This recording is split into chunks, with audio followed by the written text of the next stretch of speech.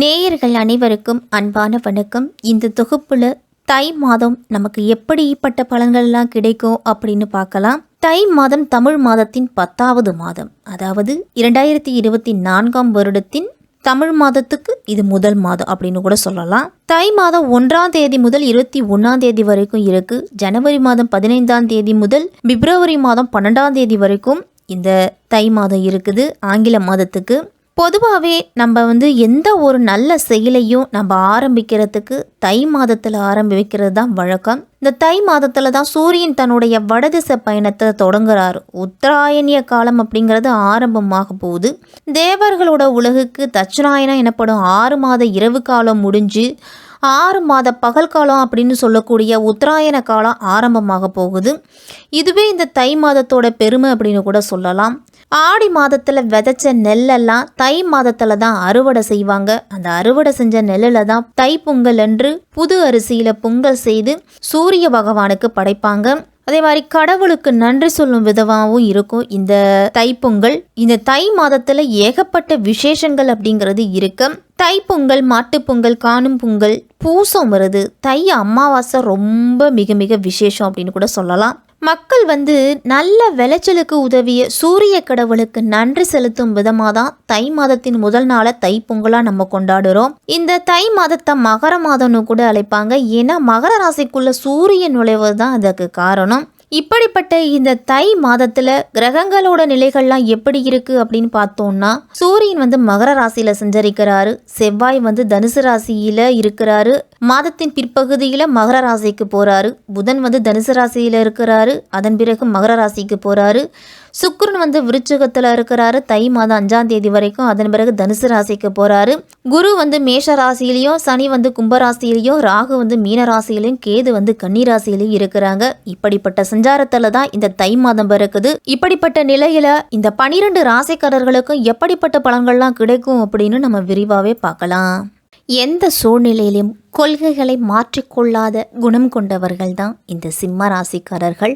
சிம்ம ராசிக்காரர்களுக்கு இந்த தை மாதம் எப்படி இருக்கும், என்னென்ன பலன்கள்லாம் கிடைக்கும் அப்படின்னு பார்க்கலாம். மாத தொடக்கத்திலேயே உங்கள் ராசிநாதன் சூரியன் 6ஆம் இடத்துல சஞ்சரிக்கிறாரு. உங்கள் ராசியை குரு பகவானும் பார்க்குறாரு. பலம்பெற்ற குருவோட பார்வை இருக்கிறதால நல்ல பலன்கள் அப்படிங்கிறது அதிகமாக நடக்கும். உங்களுக்கு கண்டகச்சனியோட ஆதிக்கமும் இருக்கிறதால உடல் ஆரோக்கியத்தில் கவனத்தோடு இருக்கணும்.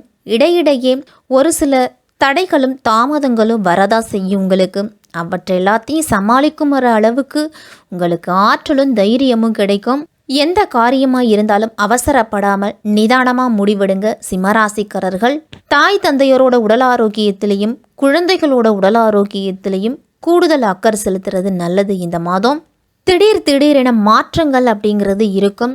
குடும்பத்திலையும் சரி, தொழில் செய்யும் இடத்துலையும் சரி, வேலை செய்யக்கூடிய இடத்துலையும் சரி, திடீரென மாற்றங்கள், நீங்கள் எதிர்பாராத நிகழ்வுகள் எல்லாமே நடக்கும்.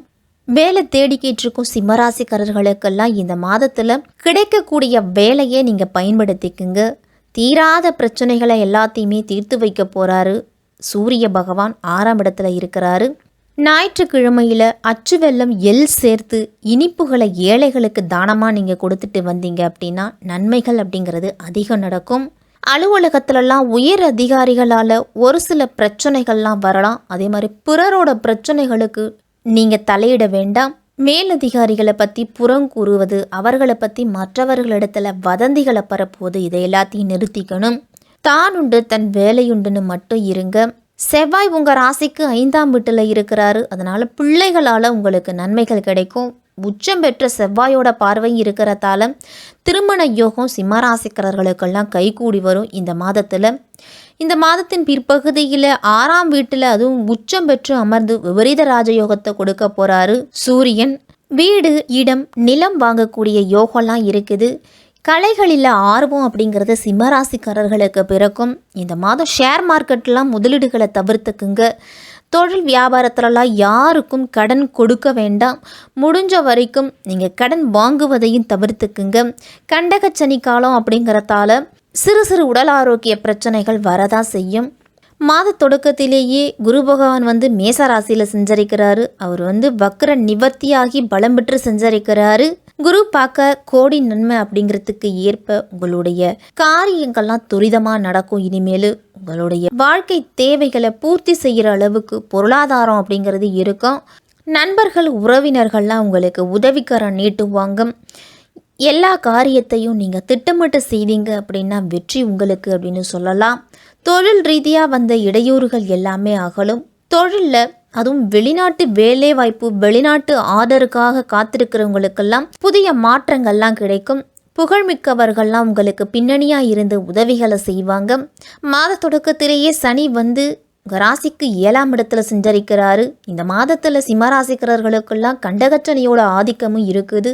இது போன்ற நேரங்களில் விரயங்கள் அப்படிங்கிறது கூடுதலாக இருக்கும். ஒரு சிலருக்கெல்லாம் வீடு மாற்றம், இடமாற்றம், வேலை மாற்றம் அப்படின்னு ஏதாவது ஒரு மாற்றம் வந்துக்கிட்டே இருக்கு. உங்களுக்கு அருகில் இருப்பவர்களையும் சரி, குடும்பத்தில் இருக்கிறவர்களையும் சரி, பொது வெளியிலையும் எல்லாரையுமே அனுசரித்து விட்டு கொடுத்து போகிறது தான் நல்லது. எல்லாரையும் நீங்கள் ஓரளவு அனுசரித்து போனீங்க அப்படின்னா சண்டை சச்சரவுகள் வர்றதை தவிர்க்கும். அவர்கள் மூலம் உங்களுக்கு நன்மைகள் அதிகம் உண்டு. மன நிம்மதியும் மகிழ்ச்சியும் கிடைக்கும். உங்களுக்கு இந்த மாதத்தில் குடும்பத்தில் செலவு அப்படிங்கிறது கூடுதலாகவே தான் இருக்கும். பிள்ளைகள் வழியில் செலவு, பெற்றோர் வழியில் செலவு, உற்றார் உறவினர்களால் சுப செலவு, இந்த மாதிரி செலவுகளுக்கு பஞ்சம் இருக்காது. இந்த சிம்மராசிக்காரர்களுக்கெல்லாம் தை மாதம் அந்த அளவு பொருளாதாரம் வருமா அப்படின்னு பார்த்தோம்னா பொருளாதாரம் சற்று பின்தங்கிய நிலையில தான் இருக்குது. இந்த மாதத்துல உங்களுடைய வரவுக்கு ஏற்ற செலவு அப்படிங்கிறது இருந்துகிட்டே இருக்கும். வரவை மீறிய செலவு தான் இருக்குமே தவிர செலவு முக்கியமாக உங்களுடைய கட்டுப்பாட்டில் வச்சுக்குங்க. கணவன் மனைவி உறவுலலாம் பிரச்சனைகள் வர்றதுக்கு வாய்ப்பு இருக்கு நிதி சார்ந்த விஷயத்தால. அதனால சற்று எச்சரிக்கையாக இருக்கணும். சனிக்கிழமை தோறும் சனி பகவானுக்கு எல் தீபம் ஏற்றி அவரை வழிபட்டுட்டு வாங்க. அதே மாதிரி தினமும் காலையில் எழுந்து நீராடிட்டு காக்கைக்கு சிறிது அன்னத்தை வச்சுட்டு அதன் பிறகு நீங்கள் உணவு உண்ணுங்க. அவரால் ஏற்படக்கூடிய தாக்கம் உங்களுக்கு குறையலாம். தை மாதம் 5ஆம் தேதி தனுசு ராசிக்கு சுக்கிரன் போறாரு. பூர்வ புண்ணியஸ்தானத்துல சுக்கிரன் வரும்போது பிள்ளைகளோட கல்யாணத்துக்காக நீங்க முயற்சி செய்துட்டு இருந்தீங்க அப்படின்னா அந்த முயற்சியில நல்ல பலன் அப்படிங்கிறது கிடைக்கும். உங்களுடைய குடும்பத்துக்கும் மனதுக்கும் பிடிச்ச வரன் அப்படிங்கிறது கிடைக்கலாம். தொழில் ரீதியா புதிய ஒப்பந்தங்கள்லாம் கிடைக்கும். உங்களுக்கு ஆன்மீகத்துல பயணம் அப்படிங்கிறது சென்று வருவீங்க. ஆன்மீகத்துல நாட்டமும் அதிகரிக்கும். உங்களுக்கு குலதெய்வ நேர்த்தி கடன்கள் எல்லாத்தையும் முடிக்கலாம். இந்த நேரத்துல தை மாதம் 13ஆம் தேதி மகர ராசிக்கு புதன் வராரு.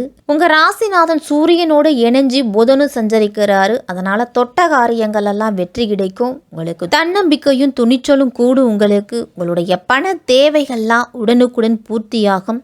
அரசு வழியில நீங்க எதிர்பார்த்திருந்த காரியங்கள்லாம் இந்த மாதத்துல நடக்கும். வேலைக்காக நீங்க எடுத்த முயற்சிக்கெல்லாம் நல்ல பலன் உண்டு. தற்காலிக பணியில இருக்கிறவங்களுக்கெல்லாம் நிரந்தர பணியா மாறும். இந்த மாதத்துல எப்பொழுதுமே பிறரை சார்ந்து இருக்கும் சிம்மராசிக்காரர்கள்லாம் தனித்து இயங்க முயற்சி செய்வீங்க. இந்த மாதத்துல உங்க முயற்சிகளுக்கு நல்ல வெற்றி கிடைக்கும். தை மாதம் 21ஆம் தேதி மகர ராசிக்கு செவ்வாய் போறாரு. செவ்வாய்க்கு உச்ச வீடு மகரம் அப்படின்னே சொல்லலாம். உங்க ராசிநாதன் சூரியனோடு யோகக்காரகன் செவ்வாயி இணையறதால காரியங்கள் எல்லாமே துரிதமா நடக்கும். கவலை என்ற 3 எழுத்து உங்களுடைய அகராதியை விட்டு விலக போகுது அப்படின்னு கூட சொல்லலாம். இடம் வாங்குவது, வீடு கட்டுவது, இதில் எல்லாத்தையும் நீங்க கவனத்தை செலுத்துவீங்க. உங்களுடைய இல்லத்துல சுப செய்தி அப்படிங்கிறது வந்து சேரும். சஷ்டி என்று முருகப்பெருமானை வழிபட்டுட்டு வந்தீங்க அப்படின்னா உங்களுடைய முன்னேற்றம் அப்படிங்கிறத சிறப்பாகவே இருக்கும். பொது வாழ்க்கையில் இருக்கிறவங்களுக்கெல்லாம் மதிப்பு மரியாதை எல்லாமே கூடும். வியாபாரம் தொழில் செய்கிறவங்கெல்லாம் புதிய கூட்டாளிகளால் உங்களுக்கு பொருளாதாரத்தில் நல்ல முன்னேற்றம் இருக்கும். உத்தியோகத்தில் உள்ளவர்களுக்கெல்லாம் ஊதிய உயர்வு அப்படிங்கிறது உண்டாகும். இந்த மாதத்தில் கலைஞர்களுக்கெல்லாம் உங்களுடைய திறமையை வெளிப்படுத்தக்கூடிய அளவு கதாபாத்திரம் கிடைக்கும். அந்த கதாபாத்திரத்தில் சிறப்பாக நடித்து நல்ல பெயர் அப்படிங்கிறது கிடைக்கும். மாணவர்கள்லாம் படிப்புல ஆர்வத்தை செலுத்தணும். இருசக்கர வாகனத்தில் செல்லும் பொழுது கூடுதல் கவனத்தோடு செல்லுங்க. பெண்களுக்கெல்லாம் வருமானம் அப்படிங்கிறது வந்தாலும் செலவுகளும் அதற்கு ஏற்றது போலவே இருக்கும். பொன் பொருள் சேர்க்கையெல்லாம் இந்த மாதத்தில் வாங்குவீங்க. சனிக்கிழமை தோறும் அனுமன் வழிபாடு செய்யுங்க. அமாவாசை நாட்களில் ஆஞ்சநேயருக்கு வெற்றிலை மாலை சாற்றி வழிபட்டுட்டு வந்தீங்க அப்படின்னா உங்களுக்கு எல்லா காரியத்திலையும் வெற்றி அப்படிங்கிறது கிடைக்கும்.